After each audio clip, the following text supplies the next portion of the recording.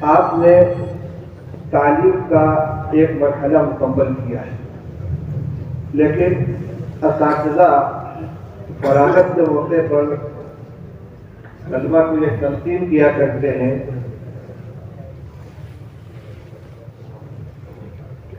کہ رسمی طور پر تکمیل کا ایک مرحلہ ضرور مکمل ہوا ہے، لیکن آپ تعلیم سے فارغ نہیں ہوئے۔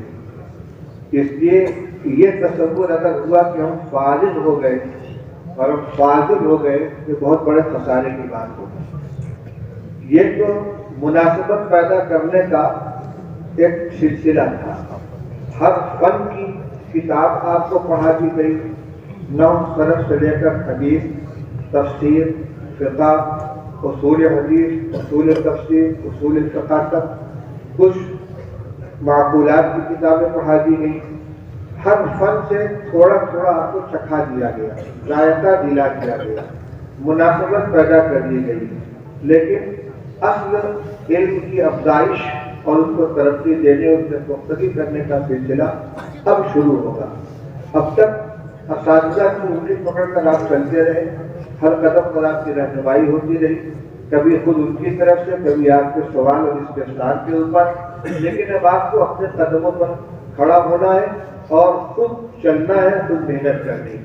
تو حقیقت میں طلب علم کا جو خود انحصاری کا دور ہے، اپنے طریقے سے علم حاصل کرنے کا دور تو اب شروع ہونے والا ہے، اور اس کا مدار اس پر ہے کہ آپ آئندہ اپنا مشغلہ کیا رکھتے ہیں۔ اگر مشغلہ آپ کا علمی ہے، تعلیمی ہے، تو انشاءاللہ آپ کے علم کے اندر جلا پیدا ہوگا، اور اگر جو پڑھا لکھا کا نیاز نے اسے صاف دل سے بلا دیا، اٹھا کے تاپ پر رکھ دیں گے تو اس وقت برابر ہو جائے گا۔ اس لیے میری سب سے پہلی نصیحت یہ ہے کہ آپ کچھ بھی کریں، علمی سلسلہ بہرحال کچھ نہ کچھ جاری رہنا چاہیے، جس میں سب سے بہتر طریقہ تو درس و تدریس ہے۔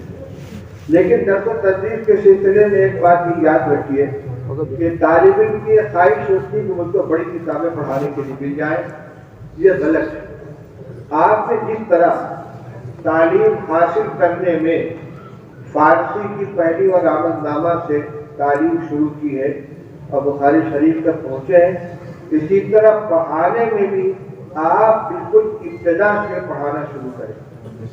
میرے استاد حضرت مفتی محمود صاحب نور اللہ مرتضی نے مجھ کو یہی نصیحت کی تھی کہ میں نے کہا حضرت پڑھانے کے لیے کیا راستہ اختیار کرنا، بالکل ابتدا سے پڑھانا۔ اور الحمدللہ فارسی کی پہلی سے لے کر دور حدیث کے پہلے سال تک کی جتنی کتابیں تھیں کسی بھی فن کی ہوں، نحو، صرف، بلاغت، معانی، فلسفہ، منطق، فقہ، تفسیر، اصول حدیث، اصول تفسیر، سب کو سب پڑھانے کا موقع ملا۔ البتہ دور حدیث کی کتابوں میں کسی کو شاید اس کا موقع نہ ملے کہ 10 کی 10 کتابیں پڑھانے کو اس کو موقع ملے۔ مجھ کو مسلم شریف، مجھ کو ترمذی شریف، شمائل ترمذی اور بخاری شریف کی کتابیں پڑھانے کا موقع ملا، مشکوٰۃ شریف پڑھائی۔ اس کا میں نے نفع محسوس کیا۔ ابتدا سے جب آپ پڑھانا شروع کریں گے تو آپ اگر فارسی پڑھی ہے بہت اچھا ہے، اب تو فارسی میں بھی جنازہ نکل رہا مدرسوں سے، ساری کتابوں کا ترجمہ اردو میں ہو گیا، نوحدیث بھی اردو میں آ گئی، میراث الشہید، پنجویں مصطلحات بھی اردو میں آ گئی، فارسی سے طلبہ واقف بھی نہیں ہوتے۔ حالانکہ بنیادی طور پر فارسی کا جاننا ضروری ہے، خود اردو زبان سے واقفیت کے لیے صحیح فارسی کا جاننا ضروری ہے۔ اس لیے کوشش کریں کہ ایسے مدرسے میں پڑھائیں جہاں آپ کو فارسی پڑھانے کا بھی موقع ملے۔ اگر نہیں پڑھی ہے تب بھی پڑھائیے، کوئی ضروری نہیں ہے کہ ہر کتاب آدمی کی پڑھی وہی پڑھائے۔ درس نظامی کا یہ خاصہ ہے، اس میں یہ نہیں کہا جاتا کہ میں نے یہ کتاب نہیں پڑھی ہے۔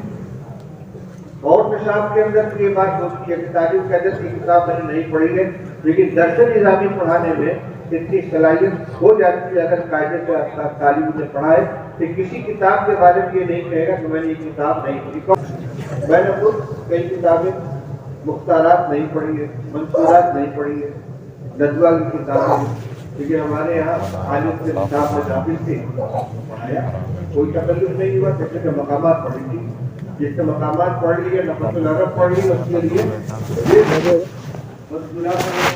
مختارہ کی کوئی حیثیت نہیں ہے. تو میں یہ کہہ رہا تھا کہ فارسی نہیں بھی پڑھے تو فارسی پڑھانے کو آپ عالم ہو گئے انشاءاللہ. فارسی سے لے کر آپ تک کی ساری مر جائے گا. یہ شوق نہیں ہونا چاہیے کہ کہیں جائے تو فوراً اسی کتابیں لے. حضرت مولانا ارشد صاحب فرماتے تھے کہ ہم نے یہاں جو تدریب المعلمین کا سلسلہ قائم کیا تھا، ہمارا مقصد یہ تھا کہ یہاں ابتدائی تعلیم دینے والے اچھے طلبہ تیار ہوں، اور پھر یہاں سے جانے کے بعد وہ جن مدرسوں کے اندر پڑھائیں وہاں بنیادی تعلیم مضبوط ہو.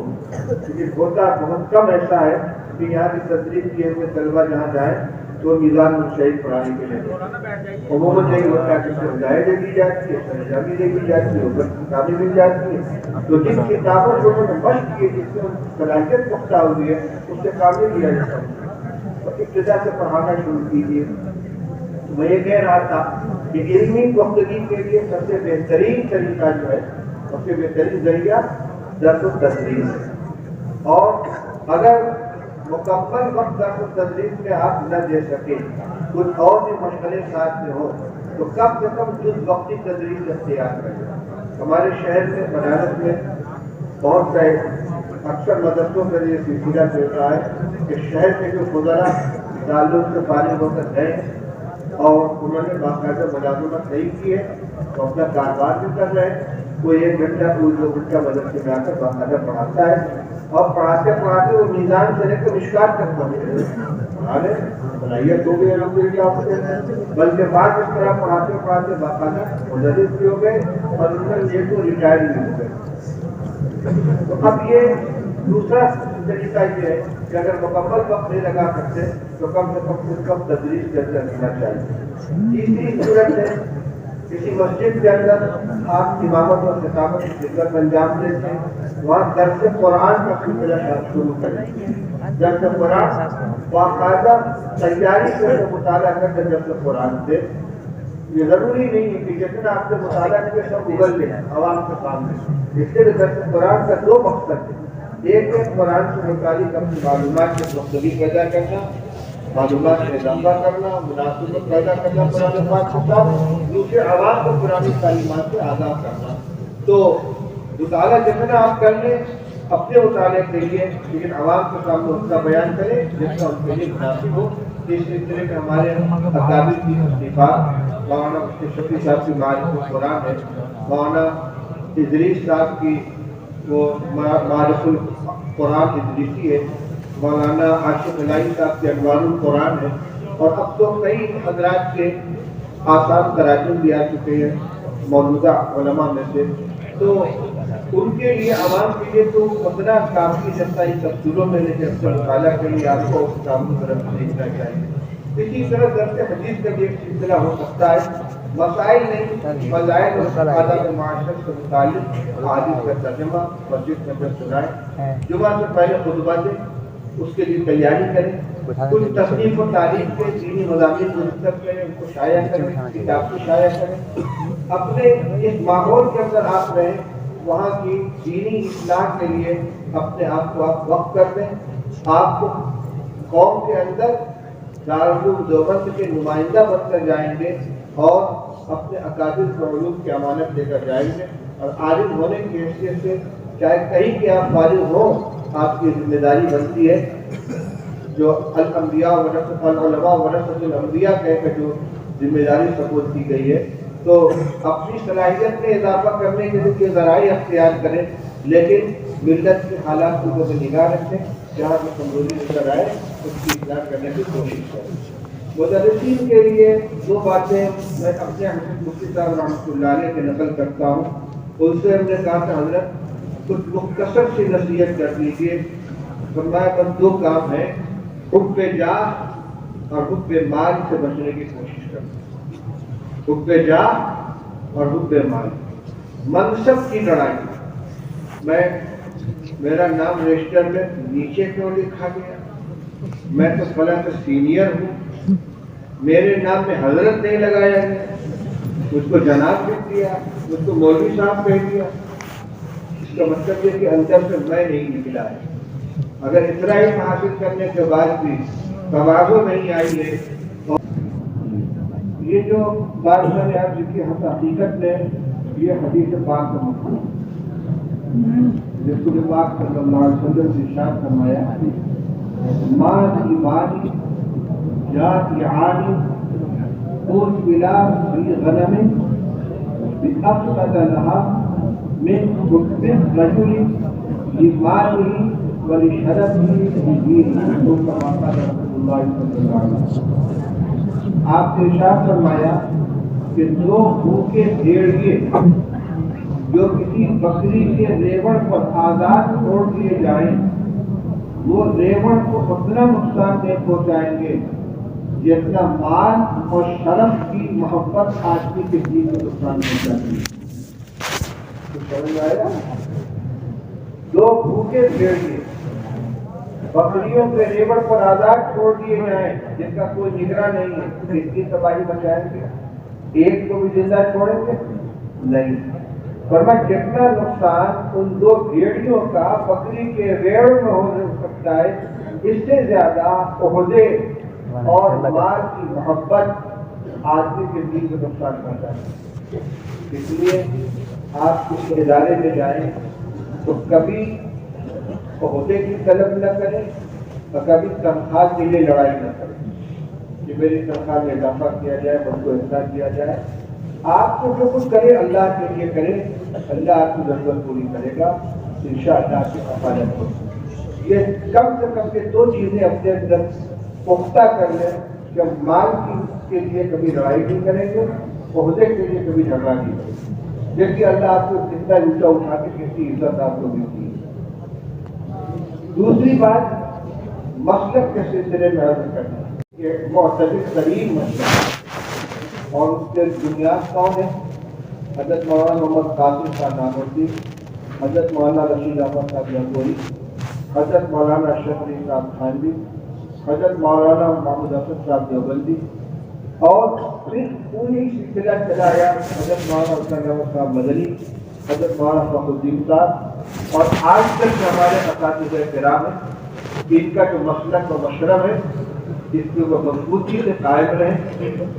دائیں بائیں ذرا کبھی آپ پیر نکالیں گے گمراہی کے گڈھے میں جا پڑیں گے۔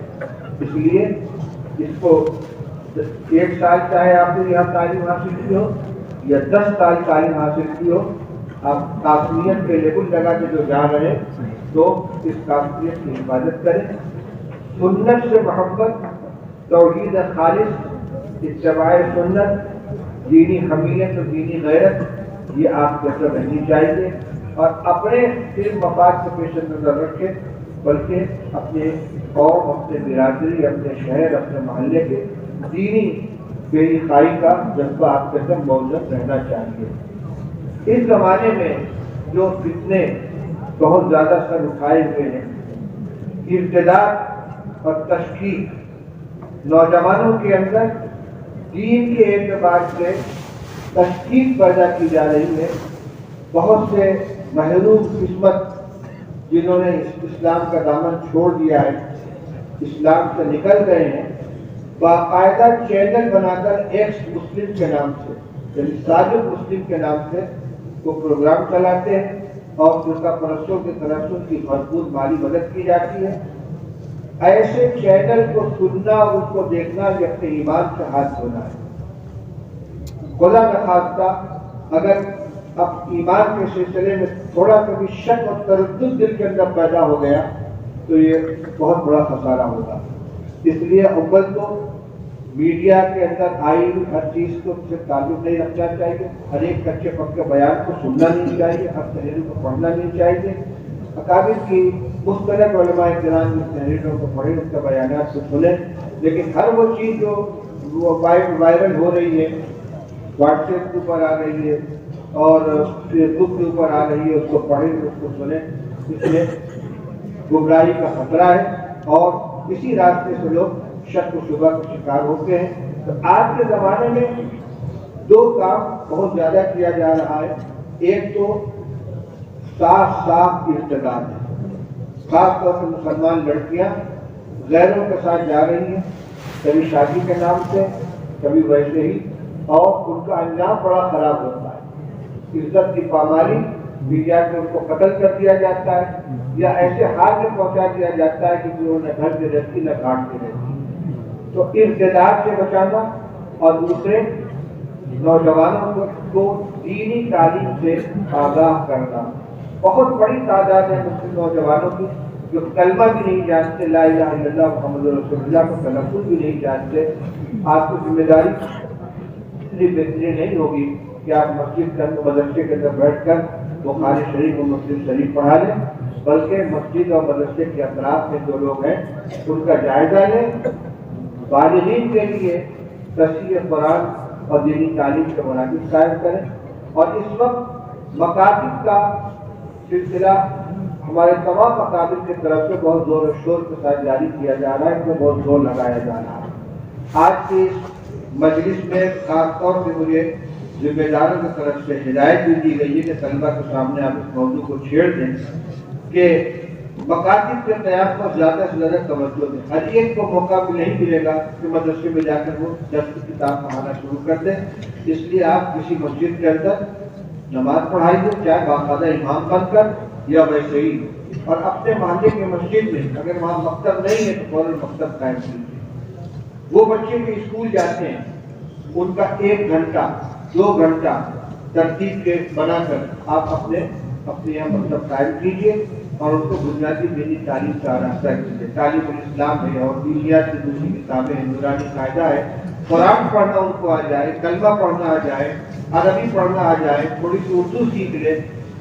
منظم مکاتب کا سلسلہ جہاں چل رہا ہے تو بہت کامیاب ہے۔ دارالعلوم کلمہ ہند ہے، ادارے دینیات ہیں، اور بھی بعض تنظیمیں ہیں جو منظم مکاتب کا سلسلہ چلا رہی ہیں۔ آپ ان کے ذمہ داروں سے رابطہ کریں، اپنے مقامی جمعیت علماء کے ذمہ داروں سے رابطہ کریں، وہ آپ کی رہنمائی کریں گے، اور دہلی کے دفتر سے بھی رابطہ قائم کر سکتے ہیں۔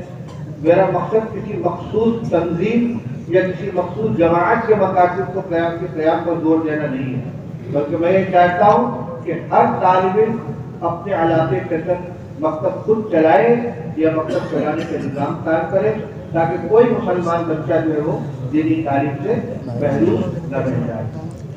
یہ چند باتیں جو ضروری تھی وہ آپ کے سامنے عرض کی گئی، اور بس اپنی ذاتی زندگی کے اندر بھی آپ نمونہ بن کر رہے اپنے معاشرے کے اندر۔ اگر سے شرعاً حجت صرف نبی صلی اللہ علیہ وسلم کی زندگی ہے، کسی کا عمل حجت قاطعہ نہیں ہے، لیکن بہرحال دین الفاظ اور کتابوں کے مقابلے میں عمل سے زیادہ لیا جاتا ہے۔ رسول اللہ صلی اللہ علیہ وسلم نے بھی فرمایا کہ صلو کما رأیتمونی اصلی، جیسے مجھے نماز پڑھتے ہوئے دیکھو ویسے تم پڑھو۔ اور شاید اتنے بڑے مجمع میں کوئی ایک فرد ہوگا جس نے ابتداء نماز کتاب سے سیکھی ہوگی۔ ہر آدمی کیا کرتا ہے؟ دوسروں کو دیکھتا ہے۔ اسی لیے تو حکم دیا کہ بچہ 7 سال کا ہو جائے تو اس کا نماز کا حکم کرو، 10 سال کا ہو جائے نماز نہ پڑھو تو اس کی پٹائی کرو۔ وہ سیکھنا شروع کرتا عمل کرنے سے۔ تو آپ نمونہ بنے عمل کا، آپ کے عمل کو دیکھ کر لوگ مثال پیش کریں گے، فلاں مولانا صاحب کو میں نے عمل کرتے ہوئے دیکھا ہے۔ ہمارے محلے میں ایک صاحب تھے، قمر الدین صاحب، انتقال ہو گیا، اور ایک عالم گزرے ہمارے مولانا احمد اللہ بنارسی، جو شیخ الہند رحمۃ اللہ علیہ کے شاگرد تھے۔ انہی نے مدرسہ قائم کیا تھا، مدرسہ محمد المدارس، جو بعد میں جامعہ اسلامیہ کے نام سے موصول ہوا۔ سن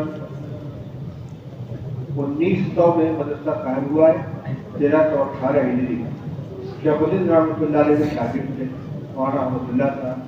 تو ہمارے قمر الدین صاحب کا تکیہ کلام تھا، میں نے مجھے احمد اللہ صاحب کو ایسا کرتے ہوئے دیکھا۔ آپ ایسے بن جائیں کہ لوگ ہر عمل کے اندر آپ کی مثال دیں، کہ میں نے ان کو ایسا کرتے ہوئے دیکھا۔